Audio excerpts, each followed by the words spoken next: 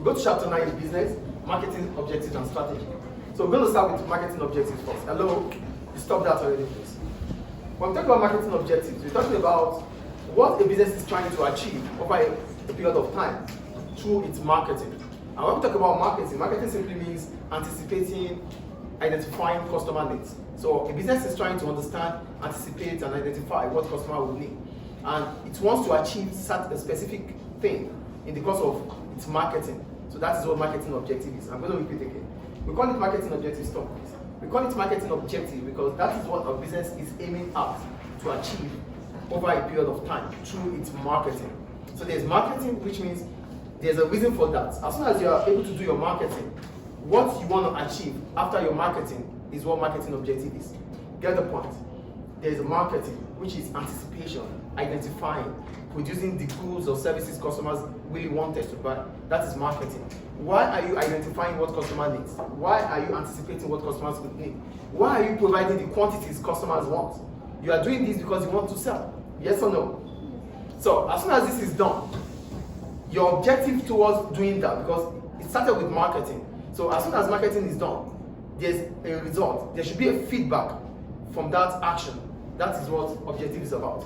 So that's why we say marketing objective is what our business is trying to achieve over a period of time through its marketing. So there's marketing and there's a reason for marketing. Oh, we want to increase our market share. Oh, we want to increase our revenue. Oh, we want to increase our brand image.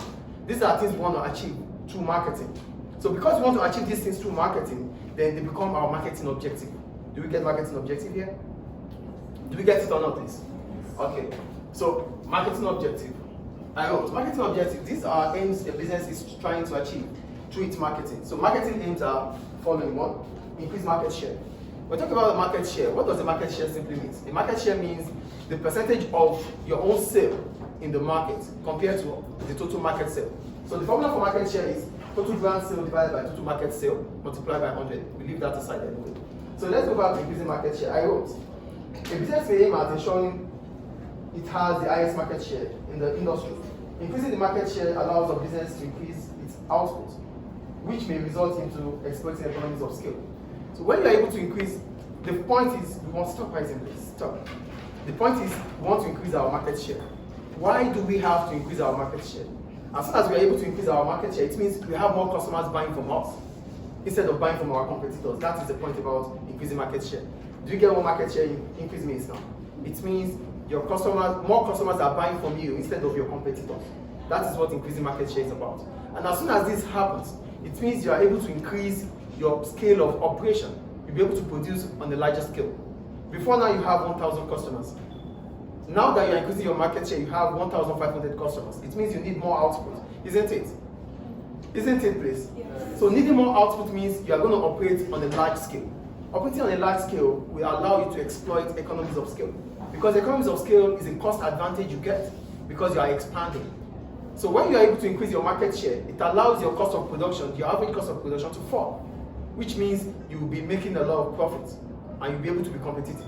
Do we understand increasing market share here? The objective is to increase our market share through marketing. As soon as marketing is done. So when you have to increase your marketing share, I'm going to go back to something here. When you have to increase your marketing share, market share, you might need to invest on advertisement. Why do you have to invest on advertisement? You might need to invest on maybe persuasive advertisement or informative advertisement. Why? Because with advertisement, you create awareness about your product or about your service. When you advertise your product, a lot of people get to know you more, isn't it? So knowing you more means knowing more of your products, knowing more of your service. Then they could start buying from you instead of your competitors. So that is advertising, which is aimed at increasing market share. So as soon as your market share is increased, it means you're having a large customer base. Having a large customer base means you have to increase your output. To increase your output, it means you'll be able to exploit economies of scale. Do you see how I put it here? There's an increasing market share, which is based on your advertisement, which creates a lot of awareness to customers, potential customers, knowing about your product. Now that they know more about your product, they stop buying from your competitors. They start buying from you. Then you have to increase your output to meet up with their demand. To meet up with their demand, it means you have to increase your operations. Increasing your operations might allow you to exploit economies of scale, like purchasing economies of scale. So you start buying raw materials in large quantities than what you used to buy. Then you have discounts on it. So that is how market share works. Do you understand market share? Yes. The second point, increasing revenue. To increase your revenue, there are different ways a business could increase revenue. But as soon as you're able to increase your revenue, it simply means you'll be able to increase your profits. So the first thing is marketing, which allows you to sell more. Selling more means you are able to increase your revenue. And if you are able to do this, and at the same time you are efficient, your profits would as well rise. Scale. What? Scale. You scale it, huh? Yeah, first you gain profit, then you scale to gain more profit. Yeah, the first thing is increasing revenue. As soon as you're able to increase your revenue, then afterwards you can make more profit. Do you get the point here? Well, this is how it starts.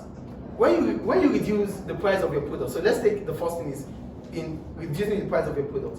When you reduce the price of your product, if you are not efficient, it means you still have the same cost and selling at a reduced price. You won't be able to make profits. So there's efficiency that is needed when you have to sell at a lower price. Do you get the point of I'm making here? Efficiency is needed because with efficiency, you reduce your waste, you reduce your cost. Being able to reduce your cost allows you to sell at a lower price than those of your competitors. That is why you're going to sell more. Selling more allows you to make more profit. Do you get how it works here? So don't just reduce your price. When you reduce your price and you are not efficient, you're going to incur loss. Yes. Do you get the point here? So a business that is aiming at increasing revenue must also be considering to reduce its waste or cost by being efficient. Do you get the point? What do you mean by efficient? Efficiency means you are not wasting resources. Efficiency means you are able to reduce your cost as much as possible.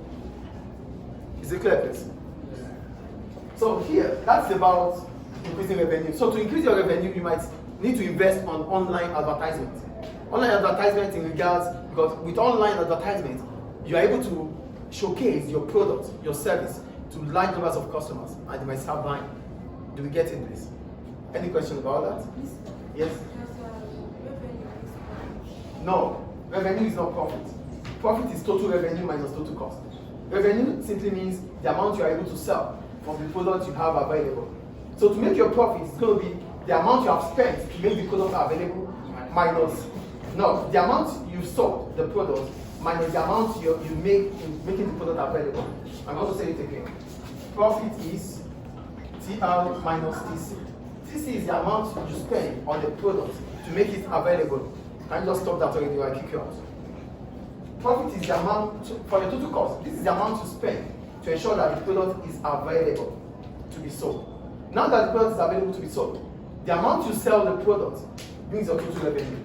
So the amount you sell the product minus the amount you spend on the product is your profit. Is it clear now? Good. And the last one, build a brand. A business might also aim at, are you here? A business might also aim at increasing its brand. When you are able to increase your brand image, it allows you to have a recognition. People will start knowing your product, your brand, your service more than those of your competitors. And what does that simply mean? It means you are able to sell at a premium price. A premium price means a higher price.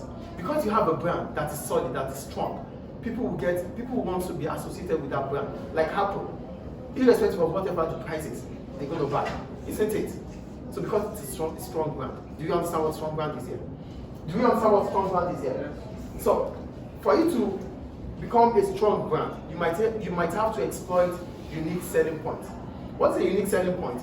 A product, a way of differentiating your product from those of your competitors. Maybe through quality. Produce a product that has quality that is better than those of your competitors.